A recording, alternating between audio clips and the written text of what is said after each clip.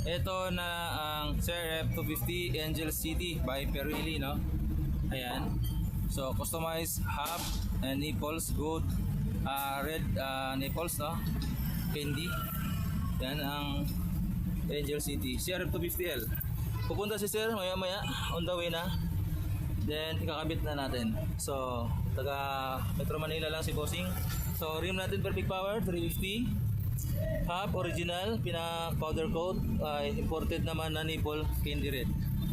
Yan, match doon sa kulay ng motor ni Bossing. So, ayan. Kita nyo. So, bayad na po to lahat bago ina-assemble, no? Dahil payment first talaga ako. Kahit taga rito kayo.